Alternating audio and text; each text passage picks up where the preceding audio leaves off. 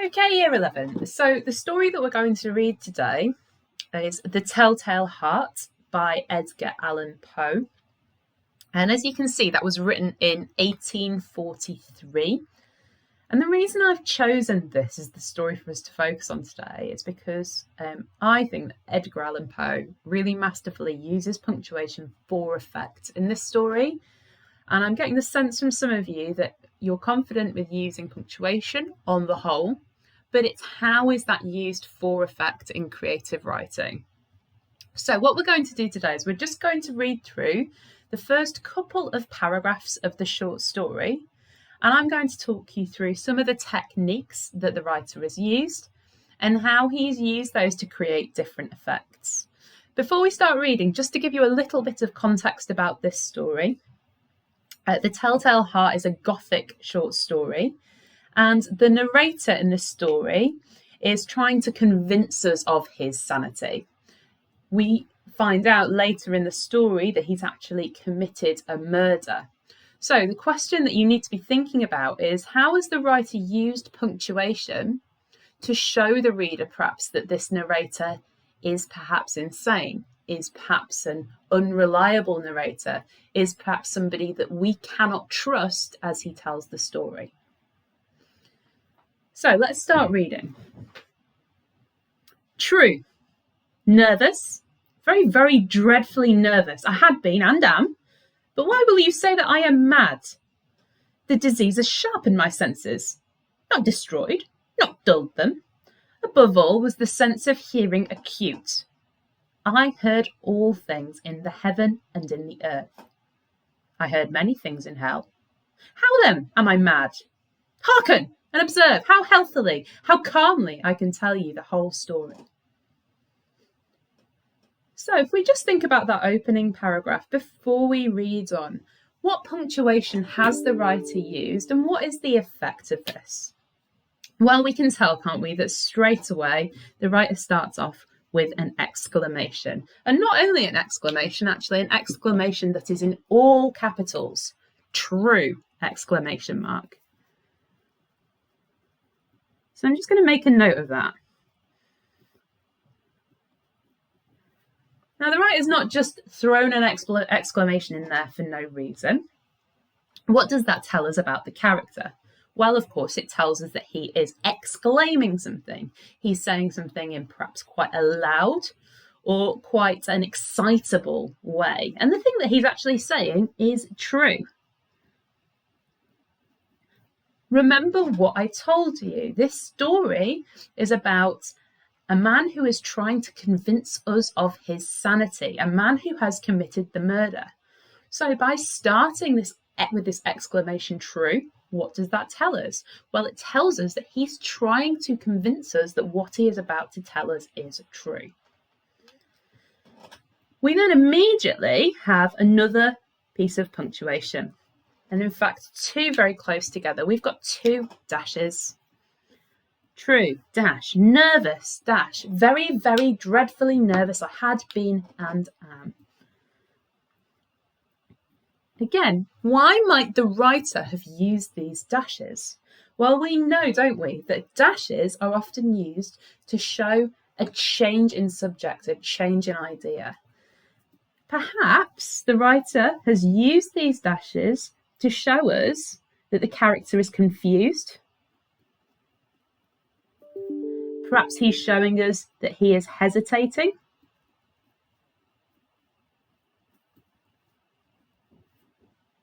Do we get the sense that we can trust him? Can he get his story straight?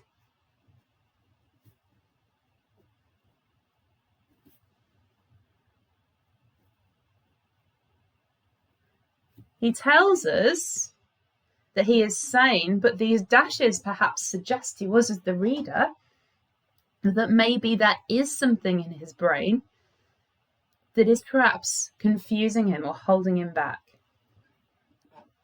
So true, nervous, very, very dreadfully nervous. I had been and am. But why will you say that I am mad? So again, we've got yet another piece of punctuation that's been used. We've got the use of a question.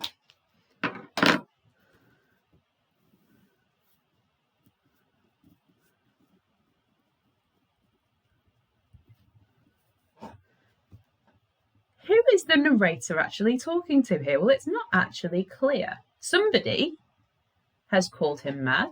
Perhaps he's addressing us, the reader. Perhaps he's addressing somebody who's spoken to him in the past. Perhaps the person he's addressing doesn't actually exist at all, that he's responding perhaps to some kind of voice in his head. We don't quite know, do we? So again, this question actually causes us to question the narrator.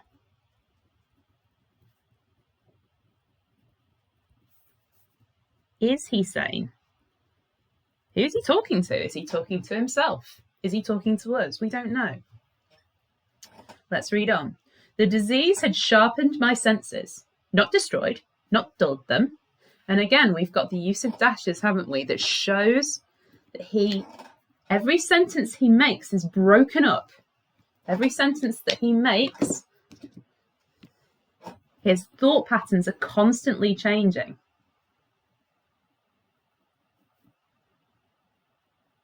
It's almost like he's interrupting himself.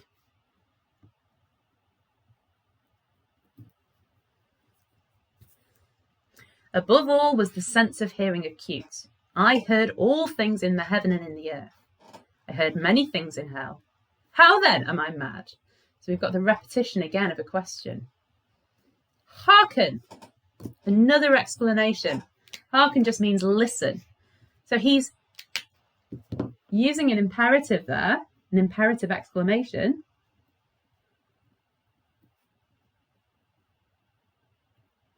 Demanding that the reader listens to him, or demanding that whoever he's speaking to listens to him. And observe how healthily, how calmly I can tell you the whole story. Well, this is quite ironic, isn't it? Because we can tell from the use of punctuation that he isn't telling this story calmly. In fact, the way that he's telling this story is quite disjointed, is quite uncertain. He doesn't come across as sane. He comes across as somebody who is perhaps quite disturbed. Okay, I'm now going to read the second paragraph, and I'd just like you now to think about how the writer has continued to use that punctuation. It is impossible to say how first the idea entered my brain, but once conceived, it haunted me day and night. Object there was none. Passion there was none. I loved the old man. He had never wronged me. He had never given me insult. For his gold I had no desire. I think it was his eye. Yes, it was this. He had the eye of a vulture, a pale blue eye with a film over it. Whenever it fell upon me, my blood ran cold. And so, by degrees, very gradually, I made up my mind to take the life of the old man, and thus rid myself of the eye forever. Just pause the video for a moment and have a think. How has the writer continued to use different punctuation and also different sentence forms within that paragraph?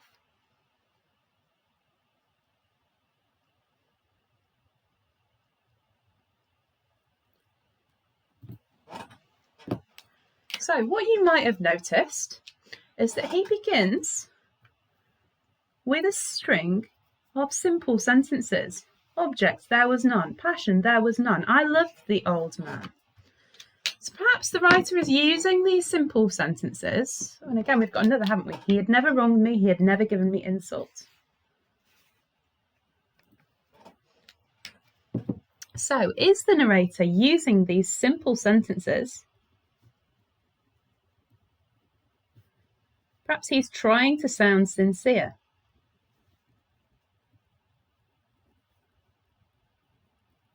Perhaps he's trying to sound trustworthy.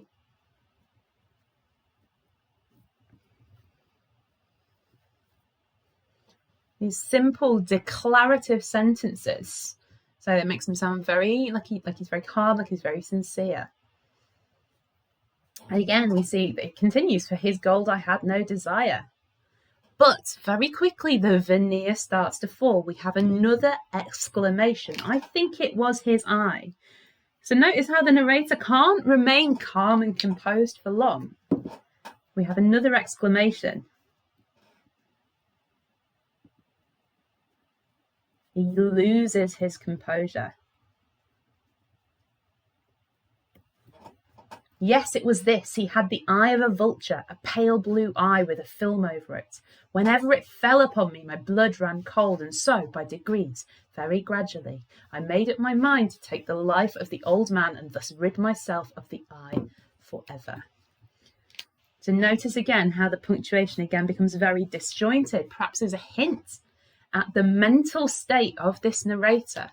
As a reader, we can tell that he is disjointed, and perhaps that hints at insanity. Okay, so what I would like you to do now, Year 11, is to read through the rest of the story that's been posted onto class charts. And I would like you to have a think about how punctuation has been used in the rest of the story. And not just punctuation as well. Can you also think about the use of different sentence forms? Where does the writer use complex sentences? Where does the writer use simple or abstract sentences? And why has he varied them to that extent? Thank you for watching.